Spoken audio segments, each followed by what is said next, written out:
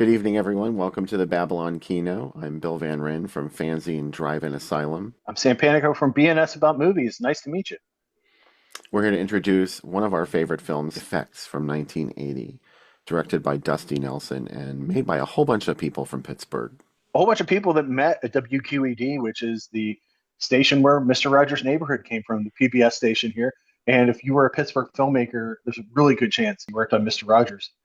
This crew all worked together on Martin, the George Romero movie. They really had a good time. They formed an LLC and they made this. And Effects is very much Pittsburgh 1980. And it really lives and breathes. This is, if you want a really good approximation of what it was like to be young at this time, this is a really good example of it. This movie was extremely obscure for many years. It did not get significant distribution in theaters. It played two dates in Pittsburgh, one in 1979 and one in 1980 at the King's Court in Oakland, a castle-looking building that's now a T-Mobile store. Still makes me sad, yeah. And the other place it played was in Arizona. It played in Tucson and Phoenix. Um, Other than that, it just vanished.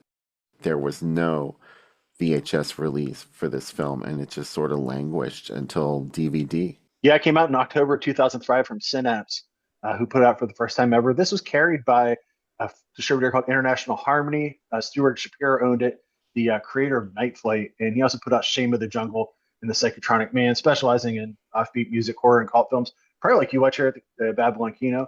Why this movie didn't go any further doesn't make any sense to me because I think it's a really strong film. It sets up a very hallucinogenic world where we don't know who's a killer, who's a filmmaker, who's in on the story, who isn't in on the story, who's going to survive.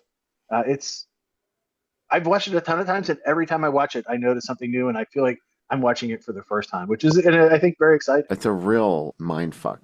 Can I say that? I'm sure you can. You did.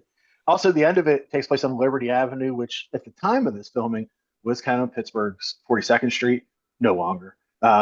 Now the adult theaters that you see in this movie have been replaced by magic shops, improv comedy clubs, and it's not the CD. It's still a little seedy, but nowhere near as seedy as it appears in this movie. As a kid, my parents were afraid to drive me down the street. I was fascinated by it. That's another reason why I love this movie. It captures the Pittsburgh of just near the end of the steel era of Pittsburgh. After this, the steel mills were just in the process of closing. So a completely different Pittsburgh took over in the years in between. And if you think people drank before, bad news. Drank a lot more. This is, speaking of drinking, this is filmed in Latrobe, PA, some of it, and that is where Rolling Rock used to be made before it got moved to St. Louis and people in Pittsburgh stopped drinking it. The only other thing of note there is Idlewild Park, which is a old roller coaster park in Storybook Forest, a place where you can go sit inside Mother Goose and listen to stories.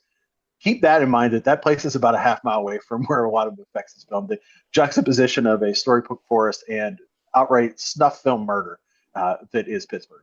Well, thanks for coming out tonight to the Babylon Kino. We hope you have a good time watching Effects, and very special thanks to AC Nicholas for inviting us to do this intro. Remember to buy several drinks.